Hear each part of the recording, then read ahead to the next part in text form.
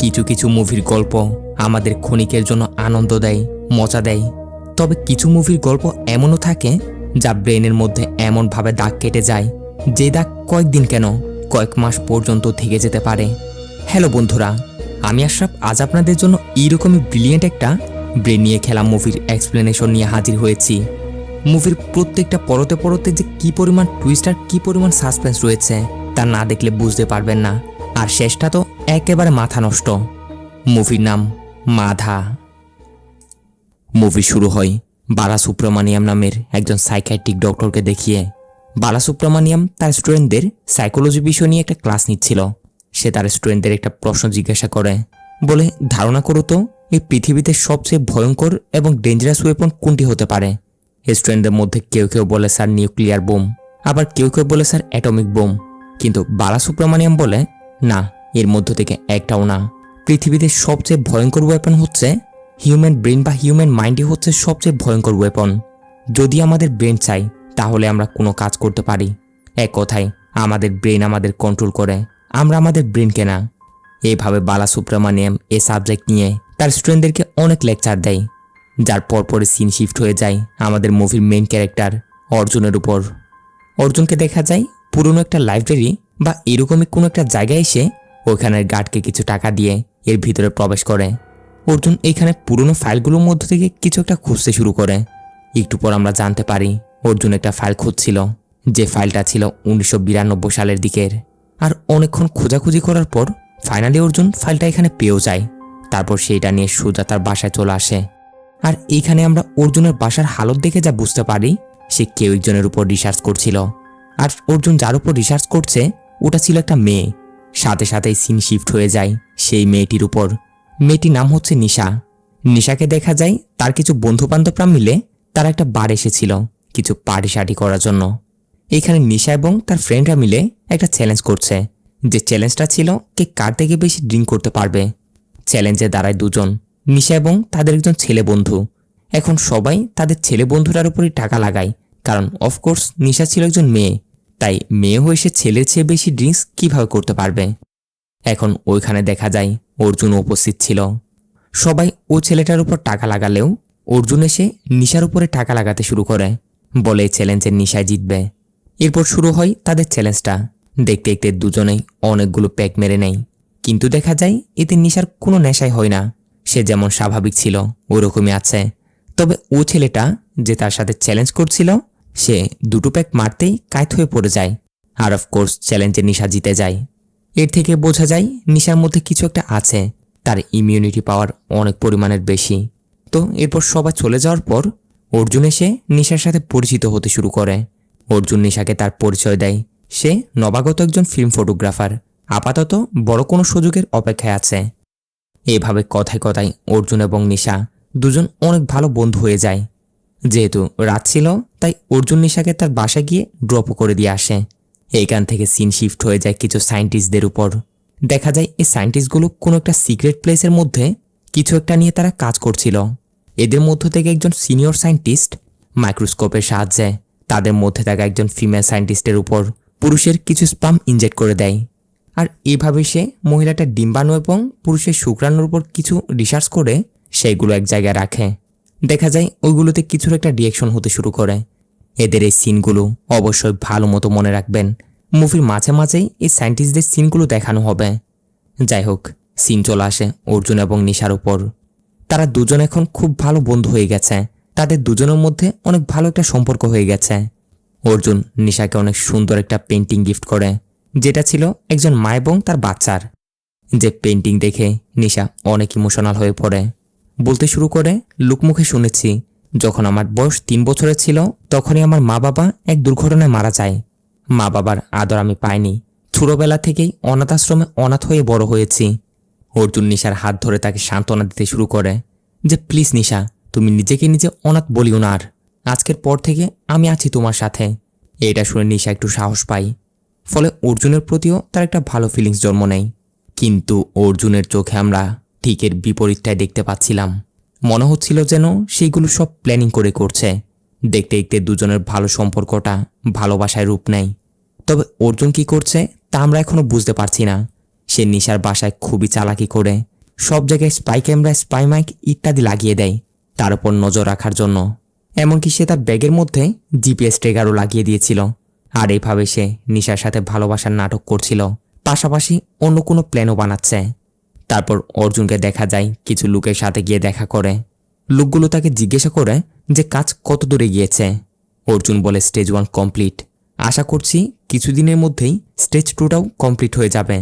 যাই হোক, এর পরবর্তী দিন অর্জুন নিশার সাথে দেখা করে তাকে বলে সে মুভির একটা কাজ পেয়েছে, যার জন্য তাকে কিছুদিনের জন্য অন্য শহরে যেতে হচ্ছে।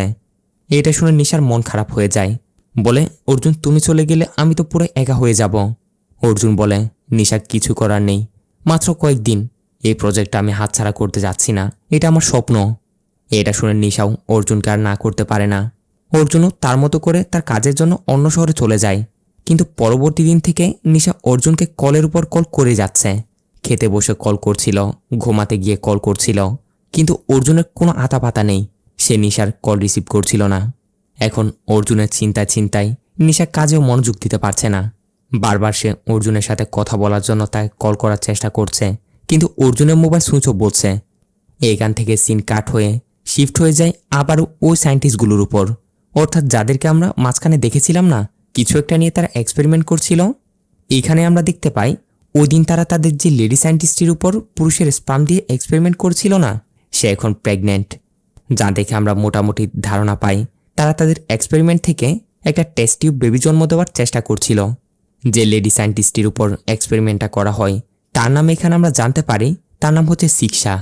আর এই সবগুলো এক্সপেরিমেন্টের ব্যাপারে তারা একটা ডায়েরির মধ্যে একদম খুঁটিনাটি সব কিছু লিখে রাখে, যে ডায়েরির নাম দেয় তারা অপারেশন ভ্রামা। যাই হোক, সিনেকান থেকে আবারও নিশার উপর চলে আসে। দেখা যায় নিশা এখন অর্জুনকে কলের উপর কল করে যাচ্ছে, কিন্তু অর্জুনের কোনো খবর নেই।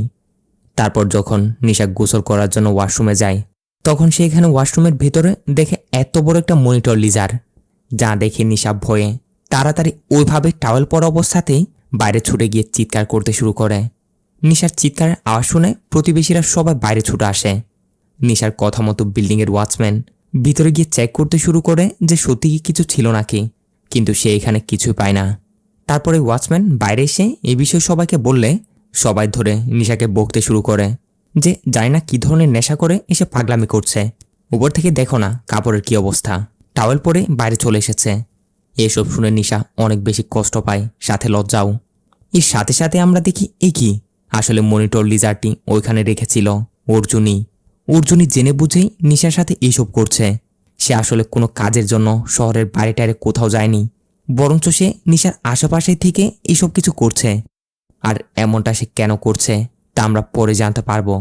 এখান থেকে সিন আবার ওই সায়েন্টিস্টগুলোর উপর শিফট হয়ে যায়, যারা কিনা এক্সপেরিমেন্ট করে একটা টেস্ট টিউব বেবি জন্ম দিচ্ছিল। দেখা যায় তাদের এক্সপেরিমেন্ট একদম সাকসেসফুলিভাবে হয়। শিক্ষা সুস্থ সবল একটা বেবির জন্ম দেয়। তাদের এক্সপেরিমেন্টটা এভাবে সফল হওয়ায় এই বিষয় নিয়ে তারা সবাই অনেক হ্যাপি। সিন আবারও চলে আসে নিশাদের উপর। নিশা এবং তার অফিসের কুলিকরা তারা সবাই মিলে একটা রেস্টুরেন্টে এসেছিল। সবাই তো বসে বসে এখানে আড্ডা দিচ্ছিল, কিন্তু অর্জুনের কথা মনে করে করে নিশা একটু দুঃখী ছিল। সবশেষে তারা সবাই যখন আইসক্রিম খেতে যাচ্ছিল, তখনই এখানে আইসক্রিমের ভিতর কিছু একটা দেখে নিশা তার প্লেটের সাথে সাথে সবার আইসক্রিমগুলো ফেলে দেয়। এখন এরকম কাণ্ডগুলো দেখে তার কুলিকরা সবাই তার উপর রেগে যায়, যেন তার বিহেভিয়ার দিন দিন আজব রকমের হয়ে যাচ্ছে। একটু পর আমরা দেখি এই কাণ্ডটাও অর্জুনেরই ছিল।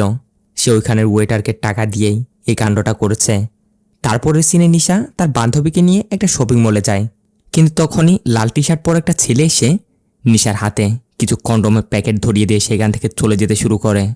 এটা দেখে নিশা এবং তার ফ্রেন্ড ও ছেলেটার পিছু নিয়ে তাকে ধরে মারতে মারতে জিজ্ঞাসা করে যে এটা কীরকমের ব্যবহার। নিশাদের চিৎকার চেঁচামেচি শুনে ওইখানে অনেকগুলো লোকজনের ভিড় হয়ে যায়।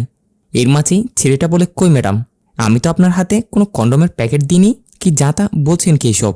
নিশা বলে, দাঁড়াও, বের করছি তোমার যাতা। এই বলে সে ব্যাগ থেকে মোবাইল নিয়ে পুলিশকে কল করতে যাচ্ছিল কি তখনই ব্যাগের ভিতরে হাত দিতেই ব্যাগের ভিতর থেকে বের হয় এতগুলো কন্ডোমের প্যাকেট। এখন সেইখানে যেহেতু সবাই উপস্থিত ছিল, এটা দেখে সবাই নিশাকে দোষ দিতে শুরু করে। সবাই তাকে অনেক আজে বাজে কথা বলে। নিশার ফ্রেন্ড তাকে নিয়ে তাড়াতাড়ি সেইখান থেকে বেরিয়ে পড়ে। অবশ্য নিশার এইসব বিহেভিয়ারের জন্য থানায় তার বিরুদ্ধে অনেকগুলো মামলা হয়। তাই তাকে জিজ্ঞাসাবাদের জন্য পুলিশ স্টেশনে নিয়ে আসা হয়। ইন্সপেক্টর বলে যে দেখো নিশা, তোমার ব্যাপারে তোমার প্রতিবেশী থেকে শুরু করে তোমার কুলিগ ও শপিং মলের লোকজন সবাই আমার কাছে কমপ্লেন দিয়েছে। একমাত্র তুমি মেয়ে বলেই আমি তোমাকে শেষবারের মতো একটা সুযোগ দিচ্ছি। এরপর থেকে যদি এরকম কিছু হয় না, তাহলে সোজা তোমাকে থানায় ধরে নিয়ে এসে লকআপে ঢুকিয়ে দেওয়া হবে। নিশার ফ্রেন্ড বলে সরি স্যার, নিশা মেন্টালি একটু ডিস্টার্ব আছে, যার জন্য এমনটা হচ্ছে। কথা দিচ্ছি পরের বার থেকে এরকমটা আর হবে না। এটা শুনে অফিসারটা বলে এ যদি মেন্টালি ডিস্টার্বই হয়, তাহলে তুমি একে একজন সাইকিয়াট্রিক ডক্টর কেন দেখাচ্ছ না? এক কাজ করো, তাকে কোনো একটা সাইকিয়াট্রিক ডক্টর দেখিয়ে এর কাছ থেকে একটা রিপোর্ট নাও। নিশার ফ্রেন্ডও বলে জি স্যার, আমারও এরকমটাই মনে হচ্ছে। সিনটা এখানে কাট হয়ে আবারও শিফট হয়ে যায় ওই সায়েন্টিস্টগুলোর উপর, যেখানে দেখা যায় তারা এক্সপেরিমেন্ট করে যে বাচ্চারা জন্ম দিয়েছিল না, সে ধীরে ধীরে বড় হচ্ছে। অর্থাৎ তারা যে টেস্ট টিউব বেবিটির জন্ম দিয়েছিল আর কি। এইখানে ওই সিনিয়র সায়েন্টিস্টটা বাচ্চাটির মাকে অর্থাৎ শিক্ষাকে বলে আজকেই শেষ ইঞ্জেকশন। রিপোর্ট হাতে পাওয়ার পরে আমরা বুঝতে পারবো যে আমাদের এক্সপেরিমেন্ট কতদূর সফল হয়েছে। এরপর আমরা দেখি রাতে কথা মতো তারা বাচ্চাটিকে কিছু একটা ইঞ্জেকশন দেয়। তারপর তার রিপোর্ট সিনিয়র সায়েন্টিস্টটার হাতে এসে পৌঁছায়, যেটা দেখে তারা সবাই অনেক হ্যাপি ছিল, কারণ সব কিছু তাদের মতোই হয়েছে। এইসবের পর ওই রাতেই বাচ্চাটির বায়োলজিক্যাল ফাদার যে ছিল, সে এবং তার মা শিক্ষা মিলে তারা তাকে কোথাও নিয়ে যাচ্ছিল, তাও তাকে কোনো একটা পরীক্ষা করার জন্য অন্য আরেক জায়গায়। তবে এক্স্যাক্টলি তাকে কোথায় নিয়ে যাওয়া হচ্ছিল ওটা আমরা পরে জানতে পারবো। সিন এইখানে কাট হয়, আবারও চলে আসে নিশার উপর।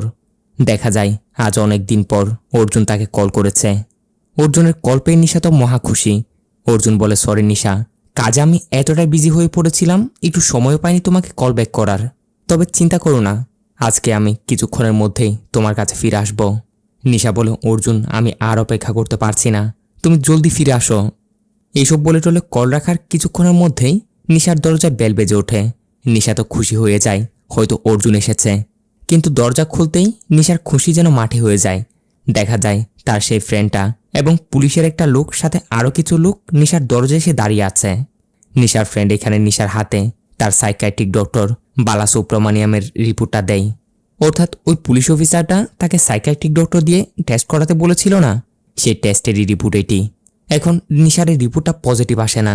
রিপোর্টে লেখা হয় নিশার নাকি কিছু মেন্টালি সমস্যা আছে। তাই সাইকিয়াট্রিক ডক্টর বালাসুব্রমণিয়ামের রিপোর্ট অনুসারে নিশাকে ইমিডিয়েট এক্ষুনি কোনো এক মেন্টাল হসপিটালে ভর্তি করতে হবে, যার জন্য মূলত এরা তাকে নিয়ে যেতে এসেছে। এইসব শুনে এবং দেখে নিশা তো একদমই অবাক, বলে কি আমি একদমই ঠিক আছি, কি বলছো কি তোমরা এসব? দাঁড়াও, তোমরা এইখানে অপেক্ষা করো, আমি অর্জুনকে কল করছি। কিন্তু এরা নিশার কোনো কথা শুনে না। রিপোর্ট অনুযায়ী সে একজন পাগলই, তাই তারা তাকে টানতে টানতে মেন্টাল হসপিটাল নিয়ে যায়। এখন নিশাকে যখন নিয়ে যাওয়া হচ্ছিল, বাইরে ঠিক তখনই ওই মুহূর্তেই অর্জুন অপোজিট সাইড থেকে তার কাছে আসছিল। নিশা অর্জুনকে ডাকার অনেক চেষ্টা করে, কিন্তু অর্জুন শুনতে পায় না। এইভাবে তারা নিশাকে আজব রকমের দেখতে একটা মেন্টাল হসপিটাল নিয়ে আসে, যেটা মেন্টাল হসপিটাল কম কোনো ভৌতিক জায়গায় বেশি মনে হচ্ছিল। নিশার সাথে এখানে সবাই এমনভাবে ট্রিট করছে যেন সে কোনো বড় ধরনের পাগল। নিশাও তাদের বারবার বোঝানোর চেষ্টা করে যে সে কোনো পাগল না, সে অর্জুনের সাথে একবার কথা বলতে চায়। কিন্তু এখানে কে শুনে কার কথা? জোরজবস্তি তাকে নিয়ে গিয়ে অনেকগুলো পাগলদের মাঝে বেঁধে দেওয়া হয়। তারপর আবার ওই দিন রাতে যখন নিশা ঘুমাচ্ছিল, তখনই সে নোটিস করে দুজন কম্পাউন্ডার এখানে ঢুকে পাগল একটা মেয়েকে কিছু খাইয়ে দিয়ে তার সাথে অনেক খারাপ করছিল। নিশার ওই রুমের মধ্যে এসব কিছু হচ্ছিল, কিন্তু সে কিছুই করতে পারছে না। সবকিছু দেখে সবকিছু শুনেও না শুনে থাকার মতো হয়ে কান্না করতে হচ্ছে। এরপর সকাল হতেই দেখা যায় নিশাকে এখান থেকে নিয়ে যাওয়া হয় একই বিল্ডিংয়ের অন্য আরেকটা জায়গায়। এইখানে নিয়ে এসে নিশার উপর কিছু একটা ইনজেক্ট করা হয়, কোনো নেশা জাতীয় পাওয়ারফুল এরকমের কিছু একটা। সাথে সাথেই নিশা বেহুশ হয়ে পড়ে। তবে এর কিছুক্ষণের মধ্যেই সে আবারও হুঁশে ফিরে আসে, যা দেখে ওইখানে বাইরে থাকা ডক্টরগুলো অনেক খুশি হয়ে যায়। সাথে একজন একজনকে কংগ্রেস বলতে শুরু করে। এরপর সেইখানে নিশার মতো আরও একটা মেয়েকে নিয়ে আসা হয়। নিশার পাশেই অন্য বেডে তাকে শুইয়ে তার উপরও সেই একই জিনিসটাই ইনজেক্ট করে দেওয়া হয়। কিন্তু এবার এই পাগল মেয়েটির ভিতরে সেরা ঢুকতেই এর সাথে সাথে ছটপট করতে করতে জায়গায় মারা যায়। এসব দেখে নিশা তো ভয় একেবারে শেষ, চিৎকার চেঁচামেচি করতে শুরু করে। তবে ডক্টরগুলো আশ্চর্য হয়, একই জিনিস নিশার ভিতর ইনজেক্ট করার পরও সে বেঁচে আছে, কিন্তু ওই পাগল মেয়েটা মারা গেছে। এরা নিশার ব্লাড স্যাম্পল কালেক্ট করে নেয়। তারপর এগুলোকে পরীক্ষার জন্য পাঠিয়ে দেওয়া হয় তাদের অন্য আরেক জায়গায়। এখন যেখানে নিশার ব্লাড স্যাম্পলগুলো পাঠানো হয়েছিল, এগুলো পরীক্ষার জন্য যার কাছে এসেছিল, সে নিশার ব্লাড স্যাম্পল দেখার সাথে সাথেই সোজা কল করে হচ্ছে অর্জুনকে। কল দিয়ে অর্জুনকে বলে, প্ল্যান মতো হয়েছে, তার ব্লাড স্যাম্পল এসেছে, তুমি ইমিডিয়েট আমার সাথে এসে দেখা করো। অর্জুনও সাথে সাথেই এর সাথে সে দেখা করে। অর্জুনকে বলে, যেমনটা আমরা ভেবেছিলাম, নিশার ব্লাড স্যাম্পল পরীক্ষা করার জন্য পাঠানো হয়েছে। অর্জুন, তোমার হাতে আর কিন্তু বেশি সময় নেই, যা করার তাড়াতাড়ি করো। অন্যদিকে দেখা যায়, একটু আগে যে ডক্টরটা নিশার উপর পরীক্ষা করেছিল না, সেও কিছু রিপোর্ট চেক করার পর তার বসকে কল করে বলতে শুরু করে, স্যার, নতুন একটা মেয়েকে আমাদের অ্যাসাইলামে নিয়ে আসা হয়েছে। প্রত্যেকবারের মতো আমরা তার উপরও ড্রাগটা অ্যাপ্লাই করেছি, কিন্তু এতে তার কিছু হয়নি। আবার যখন সেম জিনিসটা আমরা অন্য একটা মেয়ের উপর অ্যাপ্লাই করি, আশ্চর্যজনকভাবে সে মারা যায়। এটা শুনে ওই দিক থেকে সে বসটা বলে, আমাদের যতগুলো এরকমের নেশার জিনিস রয়েছে সবগুলোই এই মেয়েটির উপর অ্যাপ্লাই করো। এখন কথা মতো এরাও নেশার উপর এক এক করে ভিন্ন ভিন্ন রকমের নেশার জিনিস অ্যাপ্লাই করতে শুরু করে। একের পর এক নেশার উপর তারা এইগুলো অ্যাপ্লাই করার ফলে দেখতে দেখতে নেশার অবস্থাও খারাপ হয়ে আসছিল। প্রত্যেক দিনই তারা নেশার উপর কোনো না কোনো ড্রাগ ইনজেক্ট করে যায়, যার ফলে নেশাও দুর্বল হয়ে পড়ে, ভিতর থেকে ভেঙে পড়ে। কিন্তু এরপরে একদিন তার সামনে যেন বাঁচার জন্য নতুন করে আশার আলো জেগে ওঠে। ওইখানের সেই মেন্টাল অ্যাসাইলামের একজন দারোয়ান এসে নিশাকে এক গ্লাস পানি পান করতে দেয়। নিশা তার মন ভরে পানিগুলো পান করে, যার পর থেকে সে দারোয়ানটা নিশাকে খাওয়ারও দিচ্ছিল। নিশা অনেকদিন পর পেট ভরে খাওয়া দাওয়া করে দারোয়ানটিকে অনেক ধন্যবাদ জানায়। কিন্তু এখানে সে সিকিউরিটি গার্ড নিশার সাথে কোনো কথাই বলে না। নিশাকে বলে, স্যার, আমি গোসল করেছি, আজ অনেক দিন হচ্ছে, দয়া করে আমি একটু গোসল করতে চাই। এটা শুনে দারোয়ানটাও দুজন লেডি কম্পাউন্ডারকে নিয়ে এসে নিশাকে নিয়ে গিয়ে গোসল টুসল করিয়ে আবারও নিয়ে আসে। এতে করে নিশা আবারও একে ধন্যবাদ জানায়। এরপর নিশা এখান থেকে বের হওয়ার জন্য দারোয়ানটিকে বসে করতে তাকে খারাপ খারাপ ইশারা ইঙ্গিত করে তাকে বশ করার চেষ্টা করে। কিন্তু এখানে সেই দারোয়ান প্রথমবারের মতো নিশার সাথে কথা বলে, দেখো বেটি, তুমি আমার মেয়ের মতো, এসব করিও না। এটা শুনে নিশা অনেক লজ্জা পেয়ে যায়, অনেক খারাপও লাগে। তাই সে দারোয়ানটির কাছ থেকে তাড়াতাড়ি লুকিয়ে পড়ে, ওইখানে বসে কাঁদতে শুরু করে। এটা দেখে দারোয়ানটা তার কাছে যায়, বলতে শুরু করে, মা, তোমার কি কিছু লাগবে? কিছু খাওয়ার জন্য এনে দিব কি? নিশা বলে, আমার একটা উপকার করুন, আমি আমার বয়ফ্রেন্ড অর্জুনের একটা নাম্বার দিচ্ছি আপনাকে, দয়া করে তাকে কল করে আমার সিচুয়েশনের ব্যাপারে জানিয়ে দিন, যেন সে এসে আমাকে এখান থেকে নিয়ে যেতে পারে। এই রাতে প্রথম দিকে দারোয়ানটি তো রাজি হতে পারছিল না, কারণ সে নিশাকে বাঁচাতে চাইলেও তার হাতে কিছু নেই, সেও নাকি ওদের হাতে বন্দী। তারপরও নিশা তাকে যেমন তেমন রিকোয়েস্ট করে রাজি করিয়ে নেয়। নিশার এমন রিকোয়েস্টের দারোয়ানটিও অর্জুনের নাম্বারটা নিয়ে হসপিটালের বাইরে গিয়ে তাকে কল করে সে অর্জুনকে বলে যে, অর্জুন, আমার সাথে এরকম জায়গায় একটু দেখা করো, তোমার গার্লফ্রেন্ড নিশার ব্যাপারে কিছু বলতে চাই। এই বলে সে পাশে একটা রেস্টুরেন্টে গিয়ে অর্জুনের জন্য অপেক্ষা করতে শুরু করে। কিন্তু এখানে দেখা যায় এর সাথে দেখা করার জন্য অর্জুনের নাম নিয়ে আসা হচ্ছে ও ছেলেটা, যে ছেলেটা শপিং মলের নিশার হাতে কন্ডোমের প্যাকেট রেখেছিল। এইখানে আপনাদের বলে দিই, একে কিন্তু অর্জুনই পাঠিয়েছে, অর্জুন সাজিয়ে, যেটা এই দারোয়ানটা নিজেও জানে না। দারোয়ান তাকে নিশার ব্যাপারে জানায় যে সে অনেক বিপদের মধ্যে আছে, তুমি তাকে এখান থেকে বাঁচিয়ে নাও। অর্জুন সেজে আসা ছেলেটি বলে, আঙ্কেল, আপনি টেনশন করবেন না, আসলে আমি একজন রিপোর্টার, আর আমি প্ল্যান করেই তাকে ওইখানে পাঠিয়েছি, সে না জানে মতোই। আমাদের কাছে ইনফরমেশন আছে এই মেন্টাল অ্যাসাইলামটিতে অনেক বেআইনি কাজ হয়, যেটা বের করার জন্যই আমরা নিশাকে মহড়া বানিয়ে সে না জানে মতোই আমরা তাকে ওইখানে পাঠিয়েছি। এতক্ষণে হয়তো এই মেন্টাল অ্যাসাইলামের ব্যাপারে সে নিজেও জেনে গেছে, তাই দয়া করে আপনি তাকে একটু বুঝিয়ে বলবেন যেন সে কোনো টেনশন না করে। আর নিন, এই সিক্রেট ক্যামেরাটার মোবাইল ফোনটা কেউ না জানার মতো তার হাতে দিবেন, যাতে করে সে মেন্টাল অ্যাসাইলামের যে বেআইনি কাজগুলো হচ্ছে সেগুলো সে রেকর্ড করতে পারে। এর সাথে দারোয়ানটিকে একটা চিঠিও দেয় নিশাকে দেওয়ার জন্য। কথা মতো পরবর্তী সিনে দারোয়ানটি এসে নিশাকে সবকিছু বুঝিয়ে দেয়। নিশা চিঠিটা খুলে দেখে অর্জুন লিখেছিল, নিশা, তুমি টেনশন করো না, যেরকম এই দারোয়ান আঙ্কেলটি বলে তুমি ওরকমটাই করো, আমার তার সাথে কথা হয়েছে। দারোয়ানটি এসে নিশাকে সবকিছু জানায় যে, বেটা, অর্জুন বলেছে সে নাকি তোমাকে প্ল্যান করে এখানে পাঠিয়েছে, এখানে নাকি অনেক বেআইনি কাজ হয়, এই সত্যিগুলো সবার সামনে নিয়ে আসার জন্যই সে তোমাকে এখানে পাঠিয়েছে। যে বেআইনি কাজগুলো এখানে হয় এইগুলোর ব্যাপারে ইনফরমেশন কালেক্ট করতে বলেছে। আর হ্যাঁ, কাল সকাল সকালে যখন এখানে পাওয়ার অফ হবে তখনই আমি তোমাকে এখান থেকে পালাতে সাহায্য করব।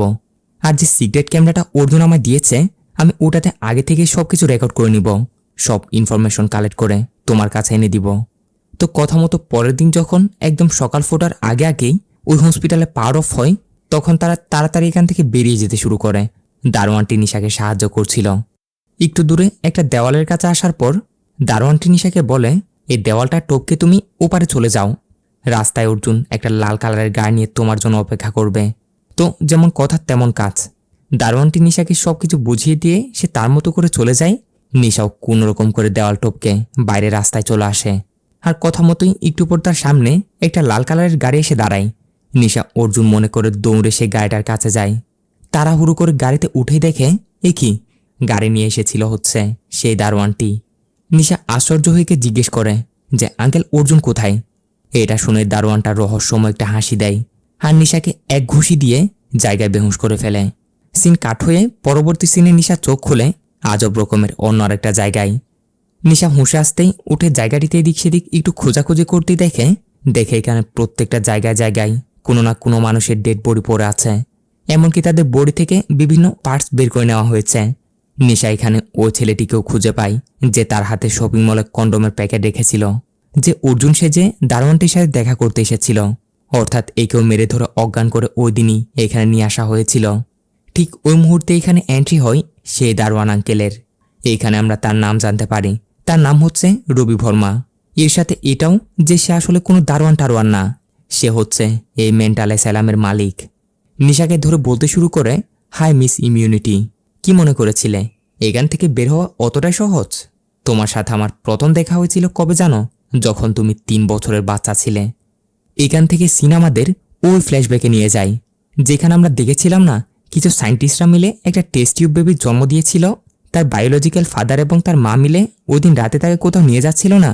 আমরা জানতে পারি তাকে তারা একটা মেডিকেল ক্যাম্পে নিয়ে এসেছিল, যে ক্যাম্পটা অন্য কারো না, সেটা ছিল রবি ভর্মারই।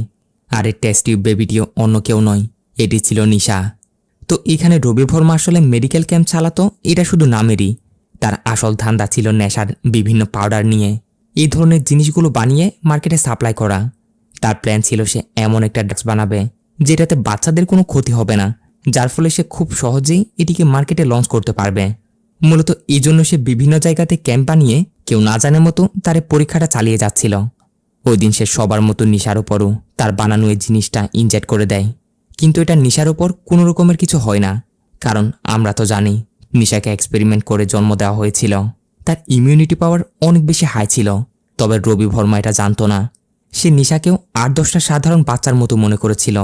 তাই যখন দেখে নিশার উপর তার বানানো জিনিসটার কিছু হয়নি, কোনো প্রভাব পড়েনি, তাই এটিকে সে এখন আরামসে মার্কেটে লঞ্চ করতে পারবে, এতে কারো কোনো ক্ষতি হবে না। এই ভেবেই সেটিকে মার্কেটে লঞ্চ করে দেয় তো বটে, কিন্তু সবাই তো আর নিশার মতো হাই ইমিউনিটিওয়ালা ছিল না। যার ফলে হয় কি 300টিরও উপর বাচ্চা মারা যায়। ফলে গভর্নমেন্ট রবি ভর্মার কোম্পানির উপর ভ্যান লাগিয়ে দেয়, সাথে তার অনেক বছরের জেলও হয়। পরে সে কোনোরকম করে জেল থেকে ছাড়া পায়। আর ছাড়া পাওয়ার পর সে আবারও তার ইলিগাল কাজে নেমে পড়ে। প্রথমত সে ওই বাচ্চা মেয়েটির খোঁজ করতে শুরু করে, যার উপর তার আবিষ্কার করার জিনিসটার কিছুই হয়নি। আর খোঁজ নিয়ে সে জানতে পারে সে মেয়েটিকে এক্সপেরিমেন্ট করে বানানো হয়েছিল। রেগে মেগে রবি ভর্মা ওই দিনই একটা বোম দিয়ে ওই সায়েন্টিস্টগুলোকে সবাইকে মেরে ফেলে, যারা নিশাকে এক্সপেরিমেন্ট করে জন্ম দিয়েছিল। রবি ভর্মা মনে করেছিল মেয়েটিও হয়তো ওই ব্লাস্টে মারা গেছে, কিন্তু কোনোরকম করে নিশা বেঁচে যায়। আর এইসব কিছু জানার পর নিশা এখানে হাসতে শুরু করে। তো এখন থেকেই শুরু হবে আসল টুইস্ট। নিশা বলে, আমি জানি তোমার সম্পর্কে আমি সবকিছু আগে থেকেই জানি। সাথে সাথে সিনেমাদের আবারও একটু ফ্ল্যাশব্যাকে নিয়ে যায়, যেখানে আমরা দেখি অর্জুন আসলে আগে থেকে নিশাকে সব সত্যি জানিয়ে দিয়েছিল। নিশাকে একদিন ডেকে অর্জুন বলে, নিশা, আমি কোনো ফিল্ম ফটোগ্রাফার না, আমি এরকম একজন রিপোর্টার। আমাদের কাছে একটা ইনফরমেশন আছে, রবি ভর্মাদের এই মেন্টাল অ্যাসাইলামে অনেকগুলো ইলিগাল কাজকাম হয়, কিন্তু পর্যাপ্ত পরিমাণ কোনো প্রমাণ নেই। তারা ওই অ্যাসাইলামে পাগলদের ট্রিটমেন্টের নামে তাদের উপর নানা রকমের এক্সপেরিমেন্ট করে। এর পাশাপাশি তারা মানুষকে মেরে অর্গান সাপ্লাইয়েরও কাজ করে। আমরা অনেক করে রাস্তা বের করার চেষ্টা করি যে কীভাবে মেন্টাল অ্যাসাইলামের পর্দা সবার সামনে নিয়ে আসা যায়। তখন একদিন আমার পরিচিত এক পুলিশ অফিসার কল করে আমাকে অপারেশন ভ্রামা নামের একটা ডায়েরির ব্যাপারে বলে, যে ডায়েরির মধ্যে লেখা ছিল তোমাকে কিভাবে জন্ম দেওয়া হয়েছে আর তোমার পাওয়ার কীরকম। দুর্ঘটনায় ওই দিন সব সায়েন্টিস্টগুলো মারা গেলেও তুমি ওই দিন কোনোরকম করে বেঁচে গেছিলে। ডায়েরিটার মধ্যে ওইটাও লেখা ছিল তোমার ইমিউনিটি পাওয়ার অনেক বেশি, কোনো ড্রাগ বা নেশা জাতীয় কিছু সহজে তোমার উপর হাবি হতে পারবে না। তাই ওই দিন থেকে আমি আমাদের কাজের জন্য তোমার ডিটেলস কালেক্ট করতে শুরু করি। আর তোমাকে খুঁজে বের করে তোমায় ফলো করতে করতে ওই দিন বারে তোমার ড্রিঙ্কস খাওয়া দেখেই আমি পুরোপুরি ক্লিয়ার হয়ে যাই তুমি সেই মেয়েটা যাকে এক্সপেরিমেন্ট করে জন্ম দেওয়া হয়েছিল। ওই দিন আমরা প্ল্যান করি তোমার মাধ্যমেই এই রবি ভার্মার মেন্টাল অ্যাসাইলামে হওয়া সব ইলিগ্যাল কাজগুলো ফাঁস করা যাবে। এরই সাথে আমরা এটাও জানতে পারি মুভির শুরুতে ওই সাইকিয়াট্রিক ডক্টর বালাসুব্রমণিয়াম যে সাইকোলজির ক্লাসটা নিচ্ছিল ওইখানে আসলে অর্জুনও ছিল। এরপর অর্জুন আরও ভালো মতো নলেজের জন্য ওই দিন সে সাইকিয়াট্রিক ডক্টর বালাসুব্রমণিয়ামের সাথে গিয়ে ওই অপারেশন ভ্রামার ডায়েরিটা নিয়ে কথা বলে। আর এটা দেখার সাথে সাথে বালাসুব্রমণিয়াম বলে যে মেয়েটিকে নিয়ে তুমি কথা বলতে এসেছ সে মেয়ে নিশা অন্য কেউ নয়, সে আমারই মেয়ে। আমি তার সেই বায়োলজিক্যাল ফাদার, সাক্ষী ছিল আমার ওয়াইফ। এখানে পরিষ্কার হয়ে যায় নিশার সে বায়োলজিক্যাল ফাদার হচ্ছে বালাসুব্রমণিয়াম। ওই দিনের দুর্ঘটনায় আসলে বালাসুব্রমণিয়ামও কোন রকম করে বেঁচে গেছিল। তবে সে বাঁচার পর মনে করে আসছিল সেই দুর্ঘটনায় সবাই মারা গেছে, সাথে তার মেয়ে নিশাও। কিন্তু নিশা যে এখনও বেঁচে আছে ওটা অর্জুনকে দিয়ে সে জানতে পারে। তারপর তারা সবাই মিলে এটা প্ল্যান করে যে কিভাবে এই মেন্টাল অ্যাসাইলামের পর্দা ফাঁস করা যায়। তারা জেনে বুঝে আসলে প্ল্যান বানিয়ে সবার সামনে নিশা মেন্টালি ডিস্টার্ব হওয়ার নাটক করতে শুরু করে, যাতে করে সবাই এটাই মনে করে নিশার মাথায় সমস্যা হয়েছে। তারপর যখন তাকে টেস্টের জন্য সাইকিয়াট্রিক ডক্টরের কাছে পাঠানো হয় তখন তারা প্ল্যান করেই বালাসুব্রমণিয়ামের কাছে আসে। বালাসুব্রমণিয়ামও রিপোর্টের প্ল্যান মোতাবেক নিশাকে পাগল লিখে সাথে তার ট্রিটমেন্টের জন্য রবি ভার্মাদের ওই মেন্টাল অ্যাসাইলামটাই সাজেস্ট করে। এইভাবে তারা প্ল্যান বানিয়ে নিশাকে এখানে ঢুকিয়ে দিয়েছিল ওইখান থেকে ইনফরমেশন কালেক্ট করার জন্য। ব্যাস এইভাবে তারা পুরো প্ল্যানটা সাজায় আর কি। এখন এসব জানতে পেরে রবি ভার্মা নিশাকে ধরে মারধর করতে শুরু করে। নিশারা কি দারুণ প্ল্যান বানিয়ে না এখানে এসেছে। নিশা বলে আমরা এটা আগে থেকে জানতাম এখানের মালিক হচ্ছে রবি ভার্মা, কিন্তু রবি ভার্মাটা কে সেটা জানতাম না, তার চেহারা আমরা কোনোদিনও দেখিনি, তাই প্রথম দিকে আমরা তোমার চিনতে পারিনি। তবে পরে গিয়ে আমরা তোমাকে ঠিকই চিনে ফেলি। আর আমি তোমার ট্র্যাপে পড়িনি, কিন্তু তুমি নিজে আমাদের ট্র্যাপে পড়েছ। এসব শুনে রবি ভার্মা নিশাকে অনেক মারতে শুরু করে দেয়। এক পর্যায়ে গলা টিপে তাকে মারতে যাচ্ছিল কি তখনই সেখানে অর্জুন সব প্রমাণ সহ পুলিশের টিম নিয়ে এসে হাজির হয়ে যায়। মেরে ধরে রবি ভার্মাকে সব প্রমাণ সহ গ্রেপ্তার করে নেওয়া হয়। এর সাথে নিশাকে সহ এখানে যারা যারা ছিল তাদের সবাইকে সেফলি এখান থেকে উদ্ধার করা হয়। পরবর্তী সিনে কোর্ট থেকে এটাই নির্দেশ দেওয়া হয় আজ থেকে ওই মেন্টাল অ্যাসাইলাম গভর্নমেন্ট হ্যান্ডেল করবে। এর সাথে এই রবি ভার্মা এমন জঘন্যতম কাজ করার ফলে তাকে এবার যাবজ্জীবন কারাদণ্ড দেওয়া হলো। বেচারা তো এটা শুনে হার্ট অ্যাটাক করে জায়গায় প্যারালাইজড হয়ে পড়ে। অর্জুনরা এভাবেই প্ল্যান করে এত বড় একটা অপরাধ সবার সামনে নিয়ে আসে। দেখতে দেখতে মুভিটাও এইখানে শেষ হয়। তো ভিডিও কেমন লেগেছে আপনাদের কমেন্ট করে অবশ্যই জানিয়ে দিবেন। সাথে যাওয়ার আগে চ্যানেল সাবস্ক্রাইব করে বেলটা অন করে দিতে ভুলবেন না যেন। দেখা হবে পরবর্তী ভিডিওতে। ততক্ষণে সবাই ভালো থাকবেন, সুস্থ থাকবেন। Tata, bye bye.